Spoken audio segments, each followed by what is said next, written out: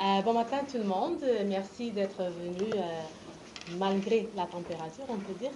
Alors, je suis vraiment ravie de vous présenter la conférencière d'aujourd'hui, la professeure Noura Karazivin, professeure de droit public à la faculté de droit de l'Université de Montréal. Et Noura fait beaucoup de droit constitutionnel. Elle a une approche en classe comme en recherche qui vise à intégrer les dimensions théoriques et les dimensions pratiques du droit.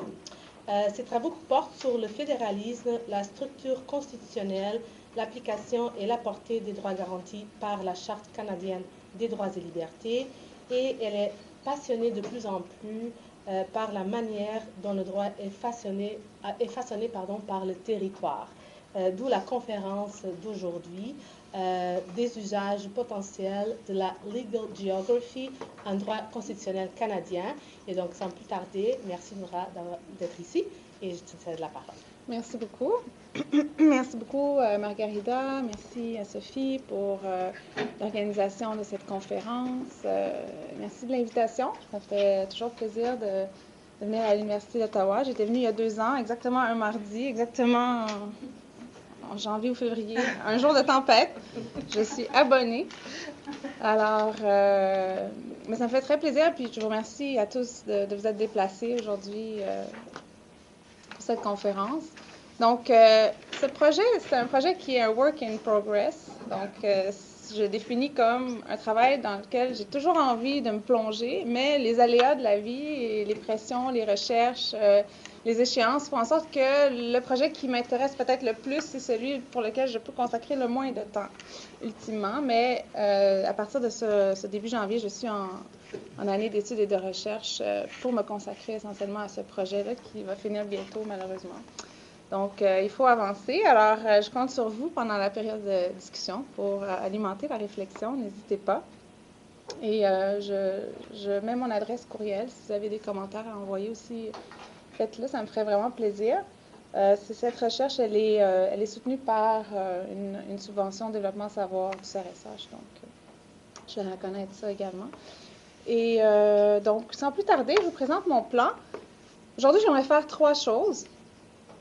Tout d'abord, un survol de ce qu'est l'analyse géographique du droit ou la Critical Legal Geography. On peut l'appeler de plusieurs façons, il y a des recoupements. Ensuite, je vais regarder le territoire comme un objet d'étude. Et c'est un objet d'étude qui est à la fois un objet d'étude du droit et de la géographie. Et c'est pour ça que c'est celui que j'ai choisi, puis celui qui va aller alimenter ma réflexion en 3e lieu, qui va porter sur une cartographie. Puis après ça, je vais mettre le mot cartographie entre parenthèses. Pour l'instant, je le laisse comme ça, des droits constitutionnels canadiens. Évidemment, quand on parle de géographie du droit, puis d'analyse géographique du droit, puis son rôle en droit constitutionnel, on pourrait aussi penser au fédéralisme. Ça pourrait être une potentialité vraiment intéressante et ce serait peut-être pour un prochain projet, mais pour l'instant, on va se limiter au droit constitutionnel. Alors, c'est quoi l'analyse géographique du droit? Je ne dirais pas que c'est un cas théorique nécessairement, une approche méthodologique. Pour l'instant, je vais juste la nommer comme une approche générale, puis on verra peut-être à nuancer plus tard. Elle est fondée en tout cas sur l'investigation des liens et de la complémentarité entre la géographie et le droit. Donc, cette approche cherche à comprendre comment le droit façonne l'espace, comment l'espace, lui, est façonné par le droit et comment le droit et l'espace vont agir sur la société. C'est donc ça son objectif, c'est d'étudier les rapports spatio-normatifs. Elle s'est développée à partir des années 80, puis c'est comme un peu le successeur de l'analyse sociologique du droit, l'analyse historique du droit, l'analyse économique du droit, celle qui vient en dernier. Et elle combine ces approches. Elle n'est pas complètement autonome. Elle se fie beaucoup aux techniques développées par la sociologie du droit, entre autres. Puis, c'est donc à partir des années 80 qu'on ajoute la géographie comme autre approche externe au droit. Donc, regardez le droit, l'objet, mais à partir d'une approche externe, soit la socio, soit l'économie, l'histoire. Et maintenant, on ajoute la géographie. On peut aussi mentionner qu'à part dans le monde anglo-saxon, C'est vraiment les travaux de Boaventura de Sousa Santos qui ont développé le recours aux cartes, à la cartographie pour illustrer le droit. Donc, il a écrit un article très célèbre en 1986. Le droit, une carte de la lecture déformée. Alors, lui, il considère que les cartes géographiques sont à l'espace physique un peu ce que le droit est à la société. Donc, pas nécessairement un calque, pas nécessairement un reflet à 100% précis et correct, mais certainement va permettre de développer les fonctions qu'il va appeler symboliques du droit, le recours aux échelles, à la topographie, etc. Donc, je trouve que ça donne des outils intéressants pour penser le droit. Même si, comme on va le voir un peu plus tard, au niveau de la méthodologie, c'est peut-être pas aussi facile que d'autres méthodes. Donc, ça s'est développé en deux temps. La première phase, c'est une phase plutôt positiviste où, là, les gens qui faisaient du droit s'intéressaient un peu aux frontières, mais sans nécessairement réaliser qu'il y avait une interdisciplinarité qui pourrait se faire éventuellement. Et la même chose, les géographes s'intéressent à la loi. Ils vont regarder les lois et ils vont surtout avoir une vision assez positiviste du droit. Donc, la première phase, c'est assez rudimentaire. Mais la plupart des auteurs vont se revendiquer de la deuxième phase, qui est plutôt interdisciplinaire et critique. Et là, pour faire l'interdisciplinarité, il ne suffit pas juste de juxtaposer deux savoirs. Il va falloir utiliser les outils de l'autre discipline pour comprendre notre objet et choisir des objets d'étude qui sont propres aux deux disciplines. Alors, qu'est-ce qui est propre aux deux disciplines? Bien, évidemment, la notion de frontière, la notion de territoire, la notion de paysage juridique. Puis, l'espace public, la distinction entre le privé et le public aussi vont être ce qu'on appelle des épissures. Alors, épissure, c'est un mot qui vient de la combinaison entre espace et juridique. Et c'est la façon de combiner en anglais, on va dire splice, donc la combinaison entre space and law. Donc, c'est des objets qui sont communs aux deux disciplines. Alors, c'est quoi la dimension critique de la Critical Legal Geography? Ça, on m'a posé cette question-là une fois dans une conférence, puis honnêtement, je trouve que c'est une bonne question. Moi, je pense que la dimension critique vient de ce qu'on trouve que l'espace, c'est pas un facteur neutre dans la société. Il est chargé. Alors, on peut contrôler l'espace et le contrôle de l'espace devient un instrument de pouvoir. Donc, je l'expliquerai comme ça, la dimension critique. Puis, il y en a aussi une autre sur laquelle je vais revenir tout à l'heure. Alors, c'est quoi les champs d'études? Dans quoi on la retrouve? La Critical Legal Geography, mais dans plusieurs domaines, le droit de la mer, comme pour fixer les frontières du plateau continental, par exemple, le droit international public, le droit de l'environnement, en matière de zonage, beaucoup, et un peu moins peut-être en droit constitutionnel. Et il y a des études qui sont très célèbres, qui sont documentées. Et puis, à la fin de la présentation, je vais vous montrer dans mes références, il y a deux ouvrages vraiment importants en matière de legal geography, qui sont assez récents, tous les deux. Puis dans ces deux ouvrages-là, au début, on a des chapitres un peu plus généraux de méthodologie. Puis ensuite, on a ce sont des collectifs, donc on a des contributions d'auteurs. Alors, parmi les contributions qu'on va retrouver dans ces livres-là, il y a les recherches qui ont été faites sur l'itinérance de Don Mitchell, sur le racisme aux États-Unis, la ségrégation, le découpage électoral aux États-Unis, comment ça a un impact sur les droits de vote, sur la discrimination. Ces études-là sont des études qui ont été faites par des Critical Legal Geographers. Puis ici, à l'Université d'Ottawa, vous êtes chanceux, vous avez une experte en Legal Geography, qui est Marie-Ève Sylvestre, et elle a publié avec Nicholas Bloomley et deux autres auteurs un texte en 2017 qui va évaluer le rôle de l'espace dans le réel exercice des libertés de manifester, la liberté d'expression, la liberté d'association. Puis leur étude va documenter en faisant de l'observation sur le terrain, en faisant des entrevues avec des manifestants, mais aussi en regardant les jugements des tribunaux qui sont en fait des jugements de remise en liberté de gens qui auraient été arrêtés suite à des manifestations comme au Québec sur le printemps érable en 2012.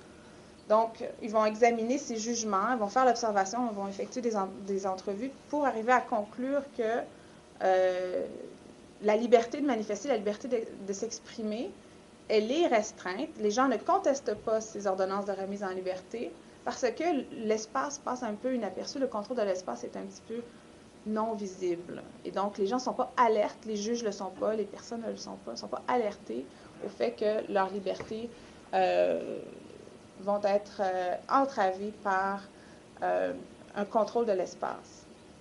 Et puis, un peu plus proche de mon sujet, c'est les travaux de Gerald Newman, entre autres son livre Strangers to the Constitution.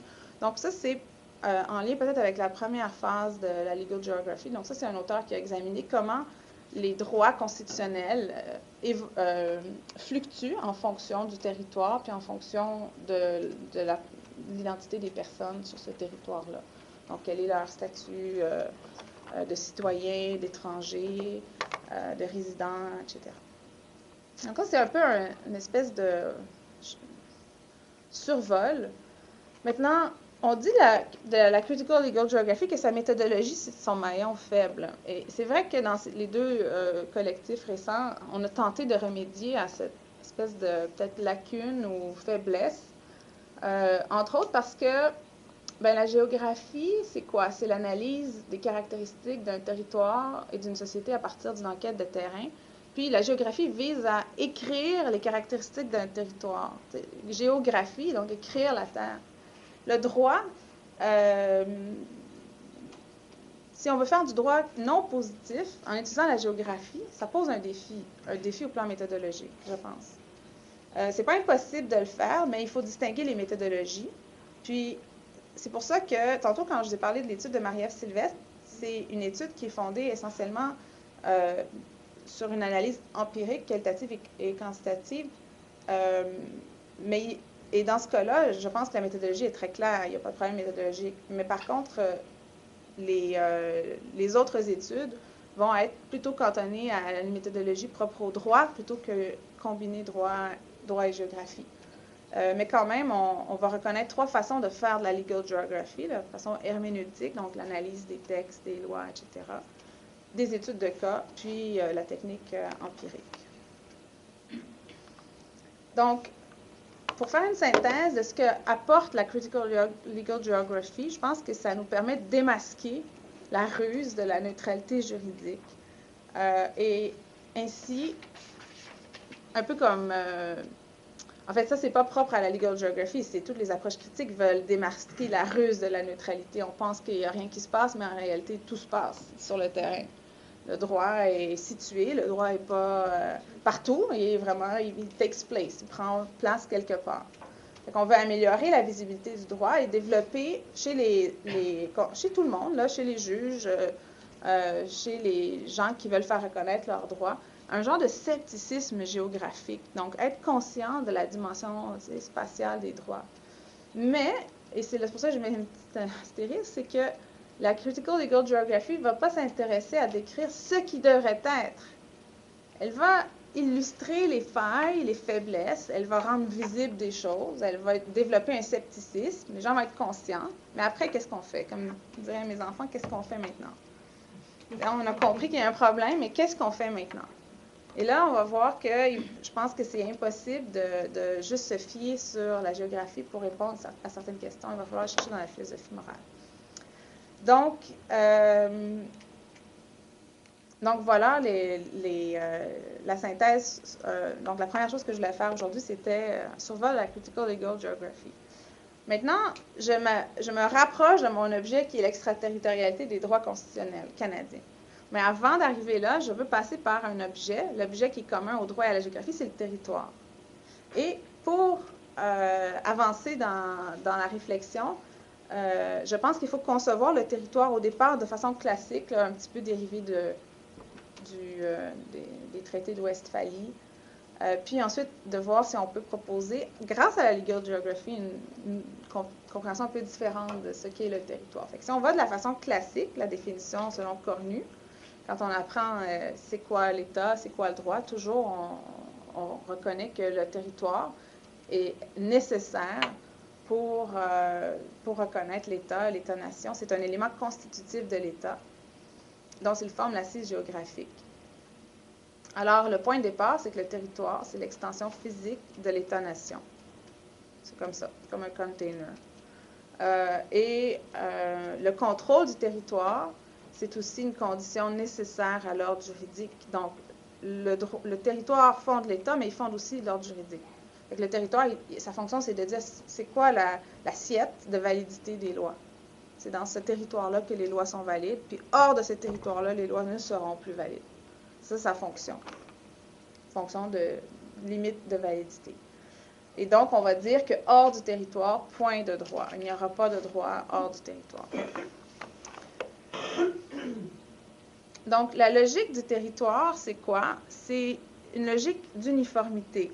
Et c'est pour ça qu'on va parler de la valeur démotique du territoire. À quoi ça sert d'avoir des limites? C'est pour dire, OK, ben à l'intérieur de ces limites, on a un principe d'égalité démotique, que tous à l'intérieur du territoire sont égaux. Puis, en raison du fait que nos lois vont arrêter de s'appliquer vont être limitées à la sphère géographique de notre pays, on respecte l'égalité des nations. Donc, il y a l'égalité interne qui est respectée par l'idée de territoire, puis il y a l'égalité externe également, que chaque pays est responsable de l'intérieur de ses frontières, et de cette façon, on va respecter l'égalité des nations. Ça, c'est la façon hyper classique de concevoir le territoire comme un vecteur d'égalité.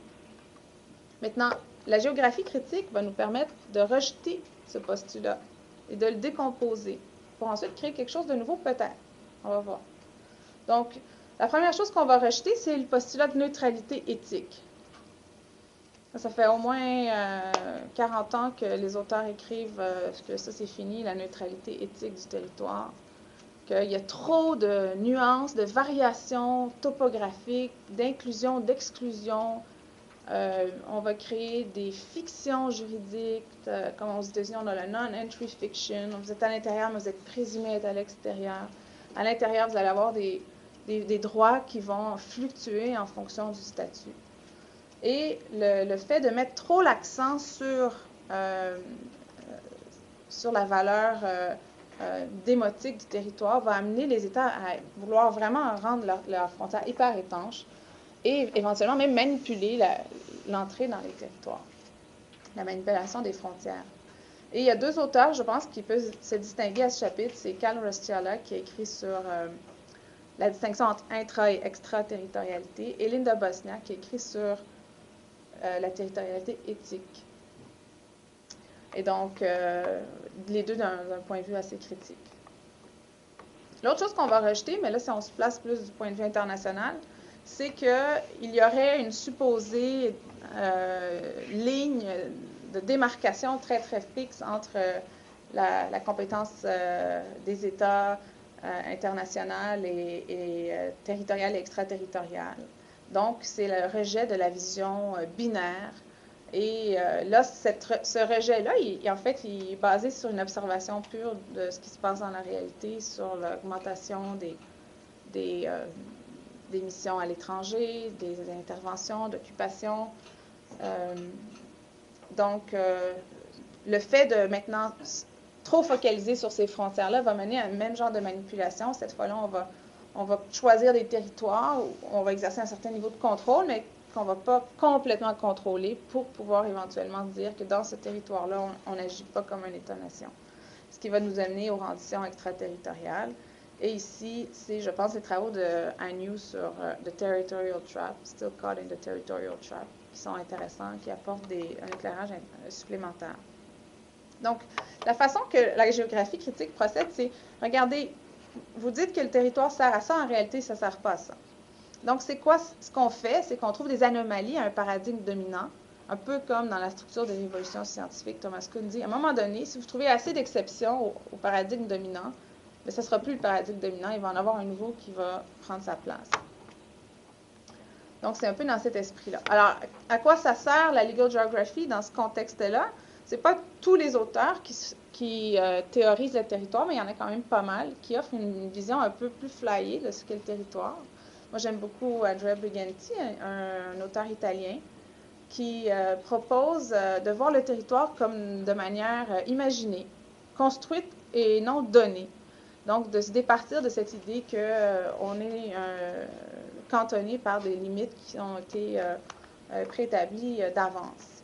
Donc, dans ses travaux, Briganti démontre que le territoire peut être à la fois physique et abstrait, peut avoir des degrés de visibilité variables. Bon, un peu théorique, mais plus proche de nous, peut-être, Jennifer Nedelski également a développé cette idée que le territoire peut être vu comme relationnel. Et donc, il serait un lieu, mais pas un lien, qui ne serait pas pas un lieu, mais un lien. Et là, on s'approche un peu plus du problème dont j'aimerais parler aujourd'hui, qui est la question de l'extraterritorialité des droits constitutionnels. Donc, parmi les auteurs qui ont examiné la notion de territoire, il y en a qui ont voulu prendre l'espèce de triumvirat autorité, territoire et souveraineté et dire que ça constitue un assemblage. C'est un assemblage classique. Mais que si on veut pousser plus loin, il faut qu'on conçoive la possibilité qu'il y ait des désassemblages, du unbundling qui va s'effectuer. Et donc, on va pouvoir, si on accepte cette proposition-là, concevoir que le pouvoir peut s'exercer, par exemple, hors du territoire. On peut avoir une autorité sans avoir une pleine souveraineté. Pour l'instant, cette petite chose qui est très simple, que je viens de dire, elle répugne au droit canadien. Et donc, pour arriver à l'intégrer au droit canadien, je pense qu'il faut passer par ce processus, ce mécanisme du unbundling de la souveraineté, l'autorité et le territoire. Donc, finalement, pour conclure sur cette deuxième partie, la Critical Legal Geography va nous apporter la sensibilité, le scepticisme, la conscience de l'instrumentalisation du territoire par le droit. Mais je pense qu'une fois qu'on a fait tout ça, on n'a pas réglé la question. C'est-à-dire, on peut concevoir, oui, que le territoire peut avoir plusieurs significations, on peut concevoir l'autorité hors du territoire, mais comment déterminer réellement c'est quoi la portée des droits constitutionnels canadiens? Je pense qu'il faut quitter momentanément la Critical Legal Geography puis poser la question que Rainer Boebbach pose, c'est-à-dire the boundary problem. Donc, comment on détermine qui sont les titulaires des droits constitutionnels par rapport au territoire et où le territoire? Je vais le préciser dans quelques minutes quand je vais parler un peu plus de mon projet, qui est donc mon troisième point aujourd'hui. Alors, j'essaie de développer une cartographie des droits constitutionnels canadiens en regardant un peu l'évolution de la jurisprudence canadienne et en identifiant deux phases qui, je pense, peuvent donner des pistes intéressantes. Donc, pour accomplir ce projet de recherche, il faudrait, dans un premier lieu, que je démantèle la vision actuellement très territoriale au sens classique, qui est véhiculée par le droit canadien. Puis ensuite, et là je pense que ça ne sera plus dans la Critical Legal Geography, ou peut-être ça va l'être, ça serait de construire une cartographie des droits constitutionnels. Une question qui touche vraiment pas juste les occupations militaires, mais ça peut aller très loin. Je vais vous donner quelques exemples un peu plus tard. Entre autres, le droit de vote, l'égalité, les libertés fondamentales. Donc, si on regarde au plan de la première phase, comment le droit canadien s'est développé en matière d'extraterritorialité, dans les années 90, on a eu une série de jugements où des demandeurs ont plaidé la charte alors qu'ils étaient en situation d'extranéité. Donc, au moment où l'action s'est produite, ils n'étaient pas physiquement au Canada. Et dans ces trois causes-là, les premières causes, la Cour suprême a refusé d'appliquer la charte à ces situations en disant qu'on n'était pas en présence d'une action gouvernementale canadienne. Alors, si le Canada ne pose pas d'acte, on ne peut pas appliquer la charte. Alors, le fait que les États-Unis mènent une enquête, fassent une arrestation, ça ne soulève pas, ça ne peut pas enclencher l'application de la Charte canadienne des droits et libertés parce que l'article 32 limite sa portée aux autorités canadiennes. Donc, il faut qu'il y ait un lien avec le Canada très, très clair. Et dans ces cas-là, il n'y avait pas de participation canadienne suffisante. Mais en 1998, le scénario qu'on attendait s'est produit. Et là, la Cour suprême a finalement pu développer son test sur l'extraterritorialité parce qu'il s'agissait d'une personne qui avait été arrêtée aux États-Unis, mais interrogée par la police de Vancouver pour un crime commis à Vancouver par une personne qui n'était pas une citoyenne canadienne. Mais l'enquête a été menée en Nouvelle-Orléans par la police de Vancouver. Et au moment de commencer l'interrogatoire, la police de Vancouver a dit la chose suivante à la dame. Elle a dit, écoutez, vous là, on va vous poser des questions. Si vous voulez, vous pouvez parler avant que vous répondiez à quelqu'un. Ça peut être un prêtre, ça peut être un ami, c'est comme vous voulez. Et puis ensuite, on vous pose les questions. Donc, une fois que la personne a répondu à toutes les questions, la police, elle a contesté l'admissibilité de l'interrogatoire en disant qu'elle n'avait pas eu le droit à l'avocat. Et que l'invitation donnée par la police, ben, ça valait pas un réel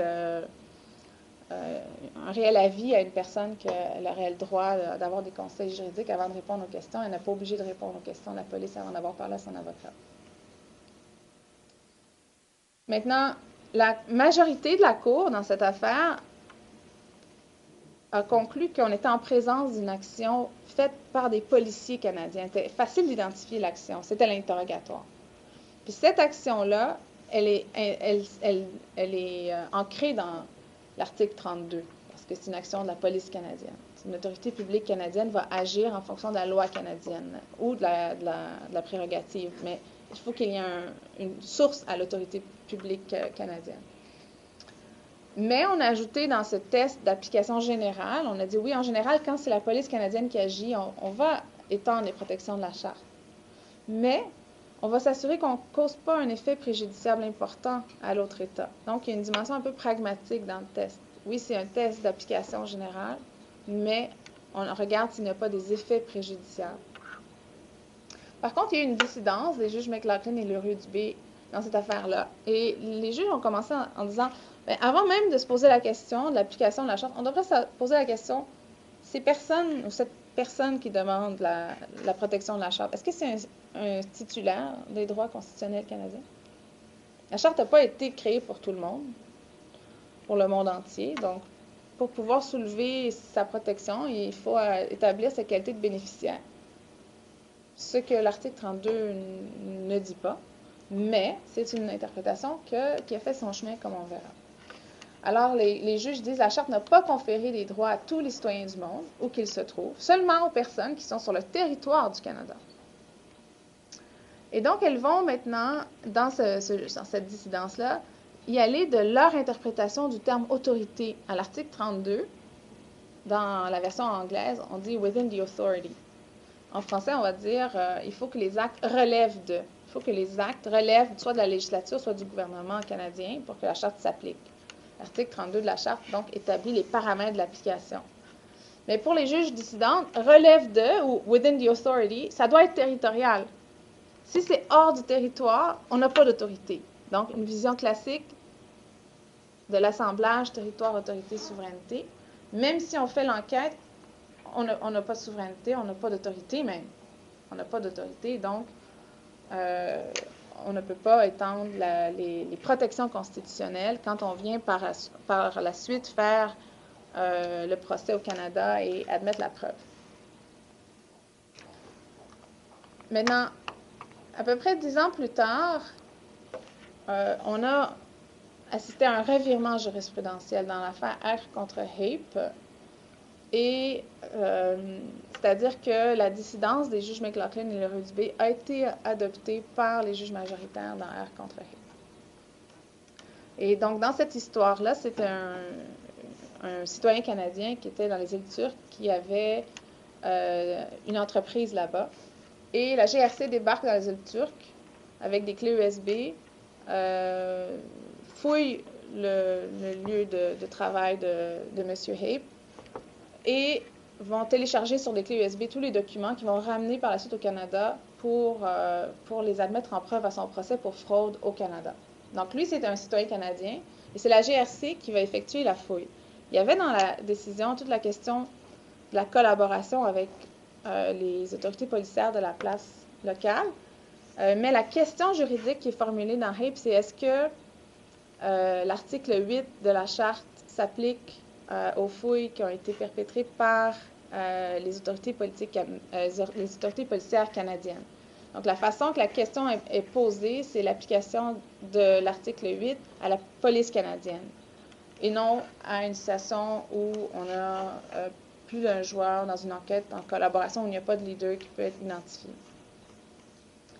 Donc, dans cette cause, la Cour suprême, les juges majoritaires, jugement du juge Lebel, vont regarder le texte de l'article 32. L'article 32 est adopté en 82 et ce n'était pas dans l'état d'esprit des gens de concevoir la possibilité d'actions extraterritoriales multiples puis de savoir si la Charte va s'appliquer à des prisonniers afghans qui ont été transférés par les autorités canadiennes. L'état d'esprit de 82, ce n'était pas la dimension extraterritoriale. Et ce n'est pas dans le texte. Mais pour les juges Lebel, l'absence d'une précision doit être mentionnée. L'absence d'une dimension extraterritoriale doit être notée, mentionnée. Ce n'est pas la seule chose qui est importante, mais il faut quand même la noter. Et ultimement, en concluant que le droit canadien ne permet pas d'apporter une réponse à la question de la portée de la Charte, le juge Lebel va pêcher dans la normativité internationale, dans les principes de juridiction internationale, la notion d'égalité des nations, la souveraineté. Il dit non, on ne peut pas exporter notre Charte, parce que si on faisait ça, on violerait la courtoisie internationale. Et cette analyse va... Donc, c'est vraiment une superposition des ordres juridiques national et international. Alors, l'article 32 ne dit rien. Qu'est-ce qu'on fait? On va aller chercher des principes de droit international, comme la souveraineté et l'égalité des nations. Et la règle de courtoisie internationale. Mais en plus de ces arguments qui dérivent du droit international, il y a un autre argument qui dérive plus du texte de l'article 32, et c'est le fameux argument des juges McLaughlin et Leroux Dubé, c'est le mot « within the authority ». Et pour le juge Lebel, une fois que l'enquête sort du territoire canadien, elle sort de l'autorité du Canada. Et alors, le Canada ne peut pas être imputable pour des actions qu'il aurait posées à partir du moment que ces actions-là sortent de la limite territoriale canadienne. Lorsqu'elle a lieu en territoire canadien, elle relève clairement du Parlement et des législatures. Lorsqu'elle a lieu à l'étranger, elle ne relève pas d'eux.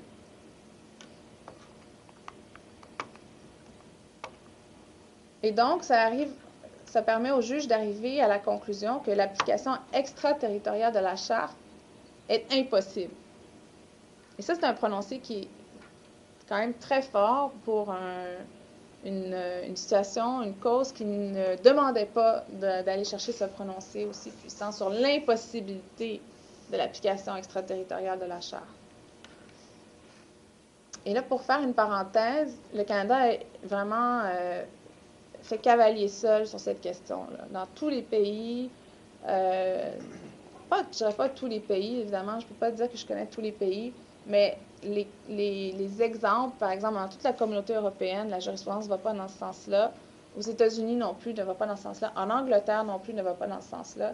Donc, il y a toujours une portée extraterritoriale des instruments de protection des droits de la personne quand l'acte peut être imputé à l'autorité politique locale. Évidemment pas quand il s'agit d'une action posée par un autre État. Parce que ça irait vraiment à l'encontre de la courtoisie. Et donc, le juge Bastarache, lui, n'achète pas du tout cet argument-là. Il dit « Je m'étonne que mon collègue considère qu'une enquête tombe sous le coup du paragraphe 32 de la Charte dans un cas au Canada, mais pas dans l'autre à l'étranger. » Il dit « C'est la même enquête. Si elle est sous l'autorité du Canada, si elle est faite à l'intérieur du pays, le fait qu'elle soit faite à l'extérieur du pays ne change rien au lien d'autorité. » Alors, lui serait prêt à accepter une autorité extraterritoriale qui amène des conséquences, comme par exemple la Charte. Donc, on peut voir que la Critical Legal Geography serait assez critique du jugement R contre Hape, au moins d'opinion majoritaire. parce qu'on voit la vision très classique dans la définition du territoire, qu'au-delà du territoire, il ne peut pas y avoir de droit. La Charte ne peut s'appliquer. Même la notion d'impossibilité confirme cette définition très, très classique du territoire. Et donc, on n'accepte pas la possibilité d'un désassemblage, la possibilité que le Canada puisse exercer certains des attributs du gouvernement, pas tous, et donc avoir, dans certains cas, une responsabilité en matière de charte, la responsabilité, par exemple, d'obtenir un mandat ou de donner à quelqu'un le droit à l'avocat, etc. Et donc, c'est vraiment dans le paradigme territorial classique que l'arrêt R contre Hape s'inscrit, et c'est la cible classique aussi de la Critical Legal Geography. Maintenant, l'arrêt Hape, c'était pas juste de dire que la Charte ne peut pas s'appliquer, il y a aussi des exceptions qui ont été créées. Une des exceptions, c'est que, et là, encore une fois, on a recours à la normativité internationale. C'est que on dit, bon, la Charte ne s'applique pas en principe, mais admettons que le Canada agisse hors de ses frontières, mais en agissant, il viole les droits, il viole ses obligations internationales. Il ne viole pas les droits, mais il viole ses obligations internationales. Donc, on peut parler des normes les plus importantes du droit international en matière de droit de la personne. Alors, s'il y a cette violation-là, ça va enclencher l'application de la Charte à la maison. Alors là, les juges Béni et Bastarache ont dit, mais comment on peut s'attendre à ce que nos soldats canadiens puis notre défense nationale sachent c'est quand ils sont en train de violer les obligations internationales du Canada? On devrait plutôt avoir un test basé sur est-ce qu'on viole le droit canadien, plutôt que de se demander est-ce qu'on viole le droit international pour savoir si on fait embarquer le droit canadien. Donc, cette espèce de tour de passe-passe par le droit international n'a pas convaincu tous les juges sur le banc. Mais elle a trouvé une application dans l'affaire Kader.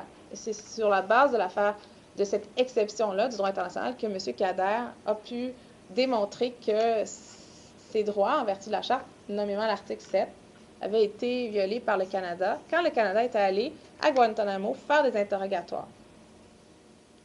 Et que le Canada avait partagé les fruits de cet interrogatoire-là avec les autorités américaines, mais avait refusé de les donner à M. Kader en disant que lui, il ne pouvait pas bénéficier de l'article 7 parce qu'il était à l'extérieur du pays.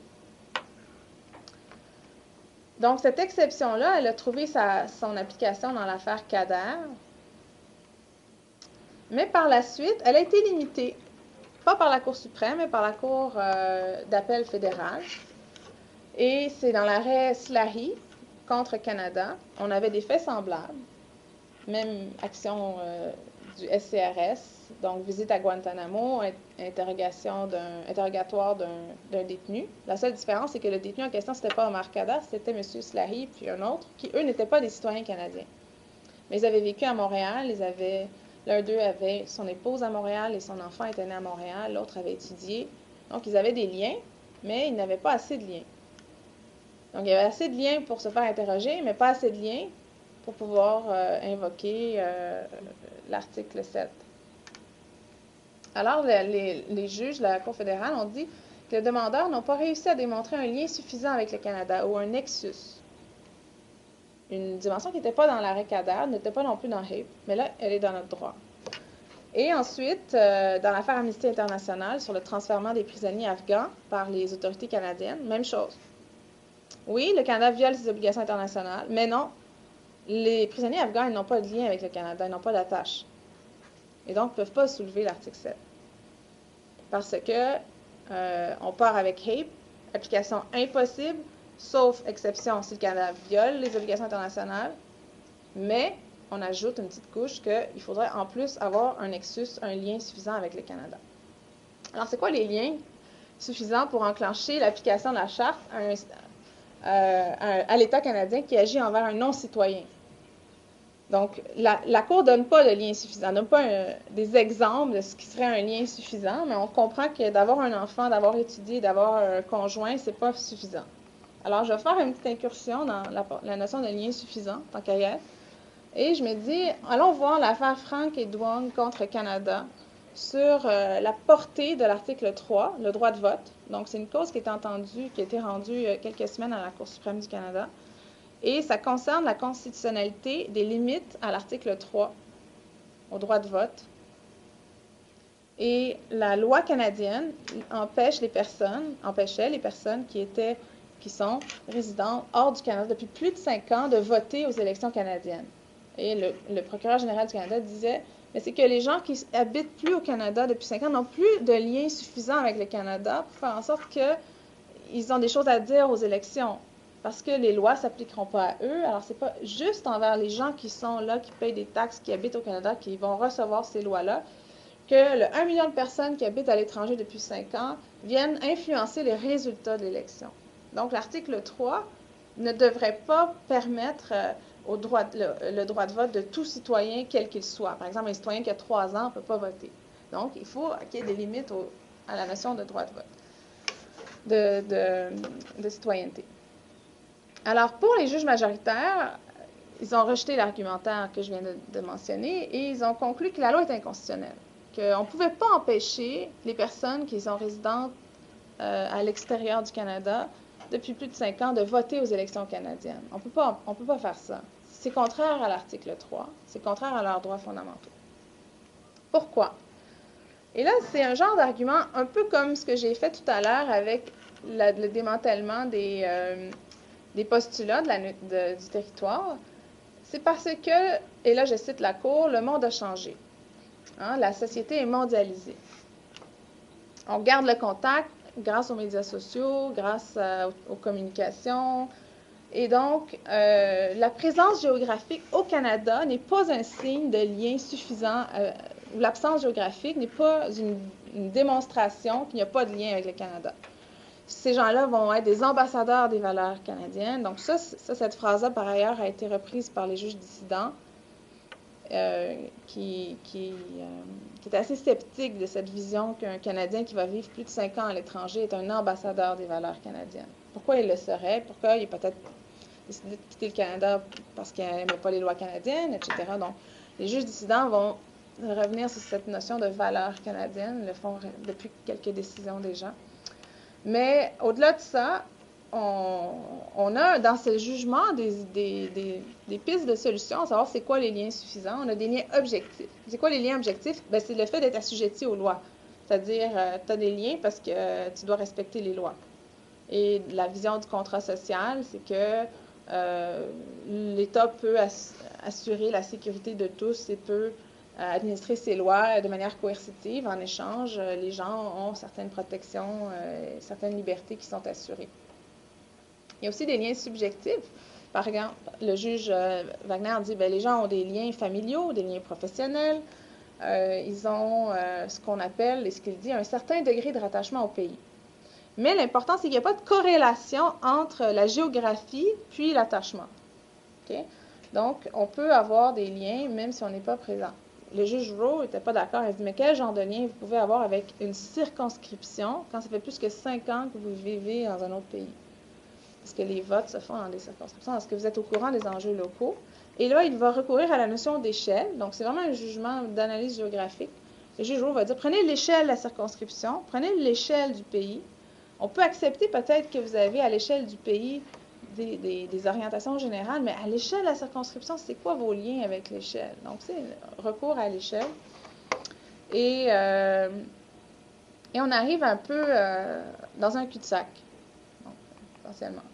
Et si on retourne à notre définition de la géographie des droits constitutionnels canadiens, en ce moment, si on veut faire une équation qui représente c'est quoi la portée extraterritoriale des droits canadiens constitutionnels, alors il faut qu'on ait d'abord et avant tout une action canadienne au sens de l'article 32. Ça peut être la police, ça peut être la défense nationale, peu importe, la GRC. Ensuite, il faut qu'on ait une exception. Alors, l'exception la plus potentielle à aller chercher, c'est la violation des obligations internationales du Canada. Mais il faut nuancer ça.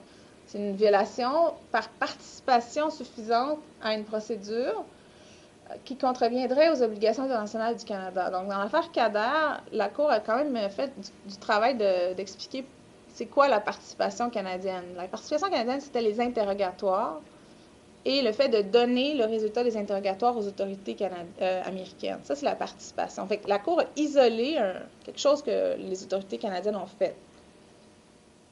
Et cette chose-là, elle a un lien avec le préjudice qui est subi. Et je pense que c'est ça qu'il faut établir, le lien entre l'action canadienne et le préjudice subi, et pas le lien entre le citoyen ou le non-citoyen et le Canada. Non. Il y a une différence dans le type de lien qu'on va aller chercher. Et finalement, la troisième chose qu'il faut démontrer, et ça c'est depuis l'arrêt Slahi et les arrêts Slahi et Amnesty International, il faut en plus démontrer, quand on n'est pas un citoyen canadien, qu'on a des liens suffisants avec le Canada. Et ça, c'est le critère que je pense le plus problématique parce qu'il est le plus difficile à expliquer. Les liens suffisants entre la personne visée et le Canada. Donc,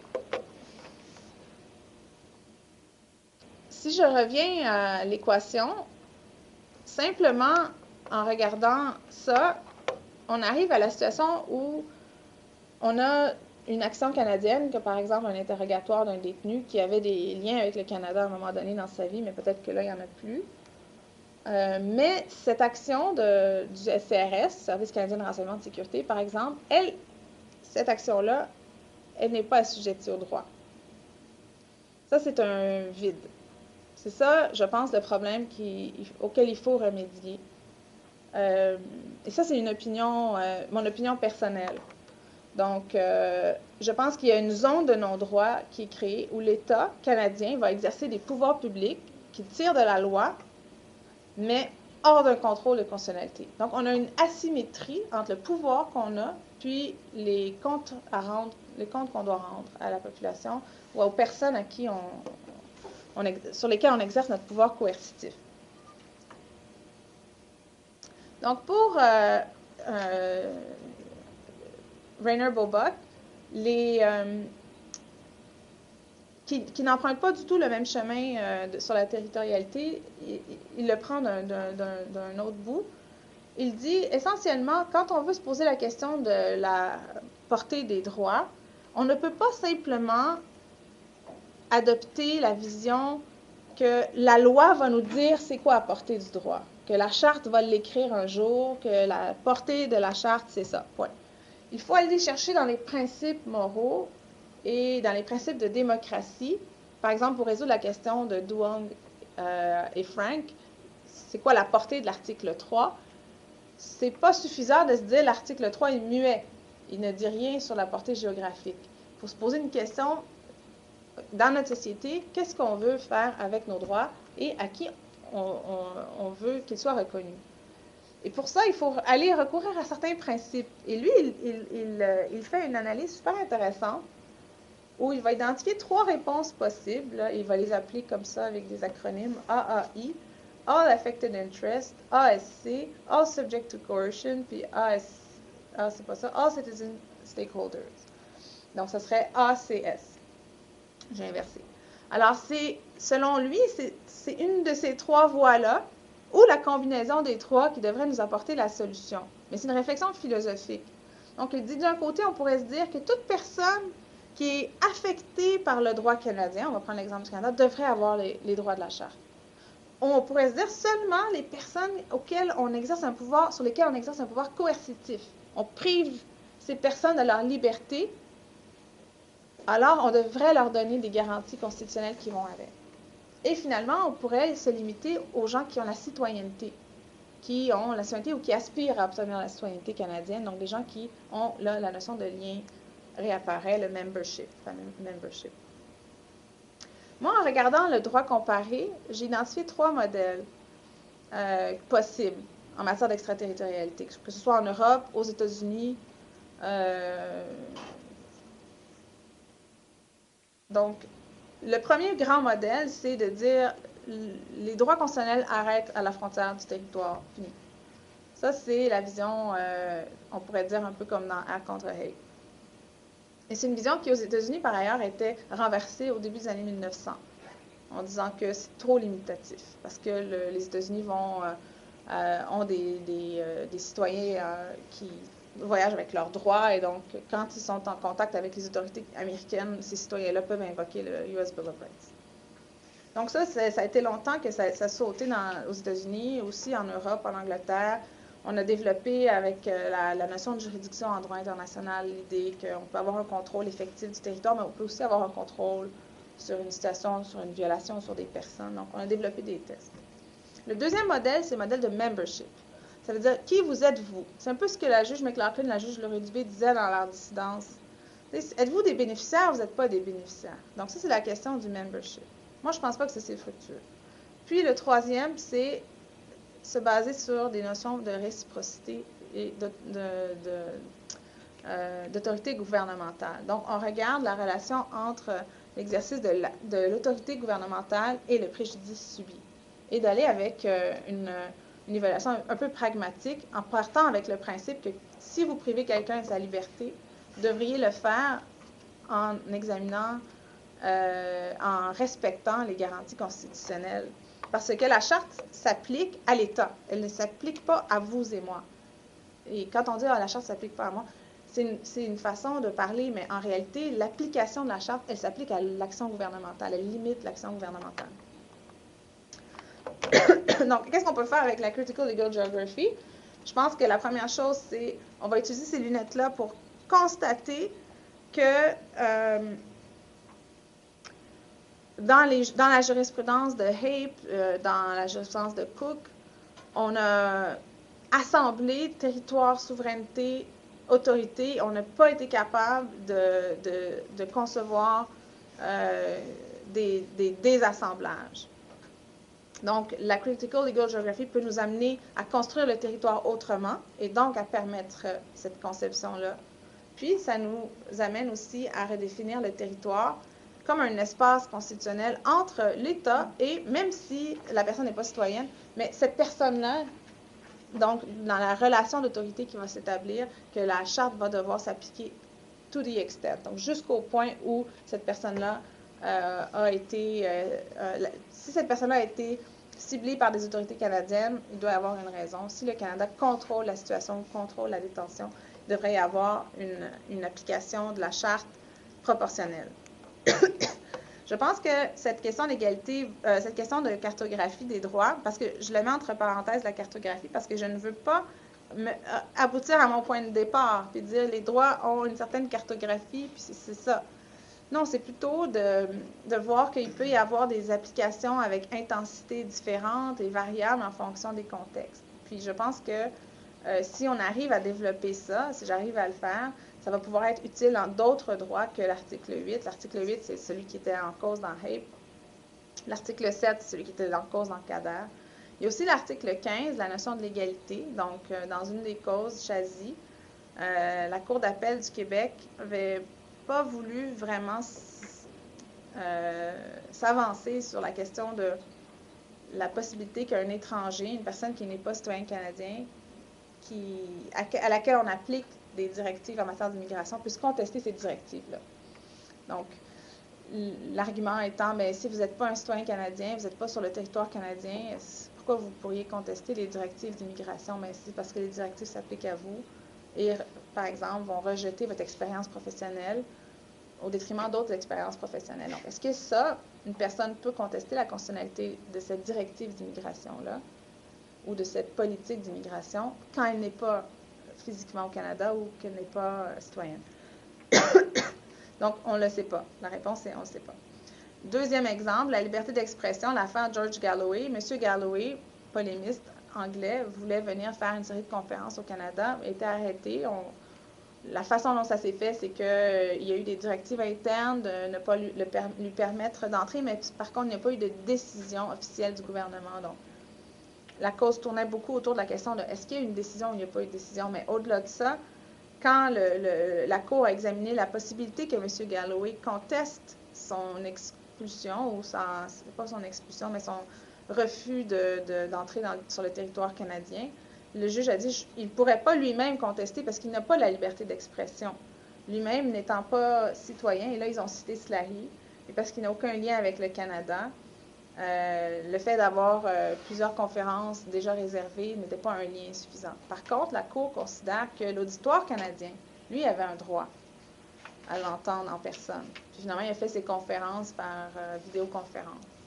Mais donc, dans ce cas-là, on rejette la possibilité qu'une personne qui est assujettie au droit canadien, mais qui n'est pas physiquement sur le territoire, puisse contester des mesures qui ont été prises par les autorités canadiennes, que ce soit en matière d'immigration ou de sécurité publique. Donc, ultimement, je pense que ma proposition, c'est que la légitimité démocratique de l'action coercitive de l'État, donc si l'État pose une action coercitive, pour qu'elle soit légitime, il faut qu'il y ait une contrepartie au niveau des droits. Ça ne peut pas être juste un exercice brut de pouvoir sans qu'il y ait un contrôle constitutionnel. Puis je pense que cette approche-là est plus féconde que celle qui est fondée sur des liens d'appartenance ou encore sur le territoire au sens classique. Et je pense aussi que dans la série de règlements hors cours qui ont été faits dans les dernières années à tous les citoyens canadiens qui ont été détenus, torturés en Syrie, en Égypte, il y a peut-être aussi une reconnaissance que le cadre théorique développé dans HAPE est peut-être un peu trop rigide et dans le CADER également, et que le gouvernement est prêt, je pense, à aller plus loin que ce que le droit dit. Si on applique simplement la jurisprudence, je ne crois pas que tous ces paiements-là auraient été ordonnés par un tribunal de 10,5 millions à chacune de ces personnes. Donc voilà, ça fait le tour. Je vous remercie de votre attention très patiente. Je vous donne les quelques références dont j'ai parlé au début. Puis je suis tout à fait enchantée d'avoir vos commentaires, questions. Merci beaucoup. Merci.